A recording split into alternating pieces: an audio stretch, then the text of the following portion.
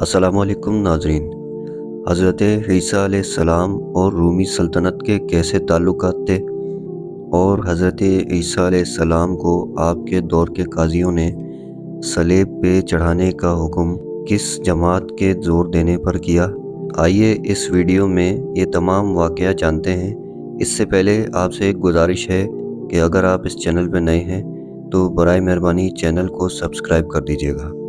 ناظرین کرام، ابتدائی پس منظر کچھ یوں ہے کہ حضرت عیسیٰ علیہ السلام کی پیدائش اور نبوت کا زمانہ ایک نہایت نازک دور تھا۔ اس وقت بنی اسرائیل دو بڑی سلطنتوں کے درمیان دبا ہوا تھا، ایک تھی رومی سلطنت اور ایک فارس کی ساسانی سلطنت۔ رومی سلطنت کا کنٹرول فلسطین اور اس کے گرد و نواح پر تھا، اور اس کا گورنر پونتیوس پلاطس تھا، جو روم کے بادشاہ قیصر تبریز کے ماتحت تھا۔ یہودی عوام جو اس وقت رومی سلطنت میں زندگی گزار رہے تھے، دو گروہوں میں تقسیم تھے۔ ایک صدوقی جو رومی حکومت کے وفادار تھے اور ان کے احکامات پر چلتے تھے، دوسرے فریسی جو یہودی مذہب کی سختی سے پیروی کرتے تھے اور حضرت موسیٰ علیہ السلام کی شریعت کو مکمل طور پر نافذ کرنا چاہتے تھے۔ حضرت عیسیٰ علیہ السلام نے جب اپنی نبوت کا اعلان کیا تو وہ بنی اسرائیل کو اصل تعلیمات کی طرف بلانے لگے۔ وہ یہودی علماء کے مقابلے میں عام لوگوں کے دلوں میں جگہ بنا رہے تھے، کیونکہ ان کی تعلیمات میں نرمی، محبت اور برابری کا پیغام تھا۔ لیکن یہودی سرداروں، خاص طور پر فریسیوں کو یہ بات برداشت نہ ہوئی، اور انہوں نے رومی حکام کو یہ باور کرانے کی کوشش کی کہ حضرت عیسیٰ علیہ السلام ایک باغی اور بغاوت پر اکسانے والے ہیں۔ چونکہ رومی سلطنت اپنی گرفت مضبوط رکھنا چاہتی تھی، اس لیے وہ کسی بھی سیاسی بغاوت یا نئے مذہبی رہنما کے اثر و رسوخ سے خائف تھے۔ اب ناظرین کرام، یہودی سرداروں نے حضرت عیسیٰ علیہ السلام پر تین بڑے الزامات لگا دیے۔ نمبر ایک، وہ خود کو بادشاہ کہتے ہیں، جبکہ رومی سلطنت کے تحت صرف قیصر ہی بادشاہ ہو سکتا ہے۔ اور نمبر دو، وہ لوگوں کو رومی سلطنت کے خلاف اکساتے ہیں اور انہیں بغاوت پر آمادہ کرتے ہیں۔ اور نمبر تین، وہ خود کو خدا کا بیٹا کہہ کر یہودی شریعت کی توہین کر رہے ہیں، جو کہ کفر اور سنگین جرم تھا۔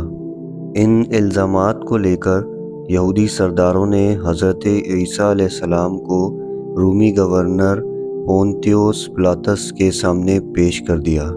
پونتیوس پلاطس ایک عملی سیاستدان تھا اور جانتا تھا کہ یہودی سردار حضرت عیسیٰ علیہ السلام سے ذاتی دشمنی رکھتے ہیں۔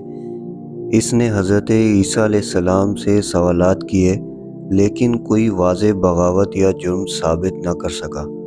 چنانچہ اس نے حضرت عیسیٰ علیہ السلام کو بری کرنے کا عندیہ دیا، مگر یہودیوں نے شور مچا دیا اور مطالبہ کیا کہ انہیں سزائے موت دی جائے۔ پلاطس نے معاملے کو ٹالنے کے لیے حضرت عیسیٰ علیہ السلام کو یہودیہ کے بادشاہ ہیروڈ اینٹیپاس کے پاس بھیج دیا، مگر ہیروڈ نے بھی کوئی فیصلہ نہ کیا اور انہیں واپس پلاطس کے پاس بھیج دیا۔ آخر کار عوام کے شدید دباؤ اور یہودی علماء کے مسلسل مطالبے پر پلاطس نے اپنے ہاتھ دھو کر یہ اعلان کیا کہ وہ حضرت عیسیٰ علیہ السلام کے خون سے بری ہے، اور انہیں صلیب پر چڑھانے کا حکم دے دیا۔ جب حضرت عیسیٰ علیہ السلام کو سولی پر چڑھانے کی تیاریاں ہو رہی تھیں، تب اللہ تعالیٰ نے انہیں معجزانہ طور پر آسمان پر اٹھا لیا۔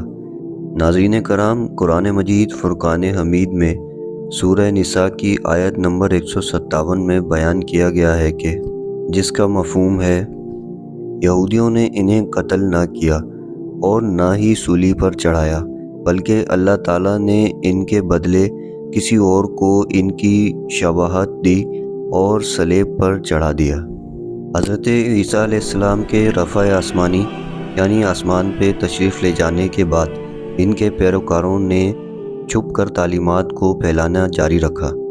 ابتدائی طور پر رومی حکام نے عیسائیوں پر سخت مظالم ڈھائے، مگر چوتھی صدی عیسوی میں رومی بادشاہ کونسٹنٹین یعنی انگلش میں کونسٹنٹائن نے عیسائیت کو قبول کر لیا اور اسے سرکاری مذہب بنا دیا۔ یہ ایک حیرت انگیز موڑ تھا کہ وہی رومی سلطنت جو حضرت عیسیٰ علیہ السلام کے وجود کو تسلیم کرنے سے انکاری تھی، بعد میں انہی کی تعلیمات کو اپنانے پر مجبور ہو گئی۔ حضرت عیسیٰ علیہ السلام کا دور رومی سلطنت کے لیے ایک بڑا چیلنج تھا۔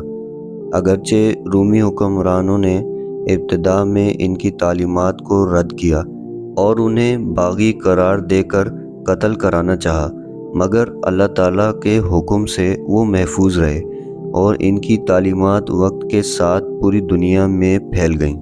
ناظرین کرام، یہ تاریخ کا ایک عظیم سبق ہے کہ سچائی کو دبانے کی لاکھ کوشش کی جائے مگر آخرکار وہی حق غالب آتا ہے جو اللہ کی مرضی کے مطابق ہوتا ہے۔ امید کرتا ہوں ناظرین ویڈیو آپ کو پسند آئی ہوگی۔ اللہم صلی علی محمد و آل محمد۔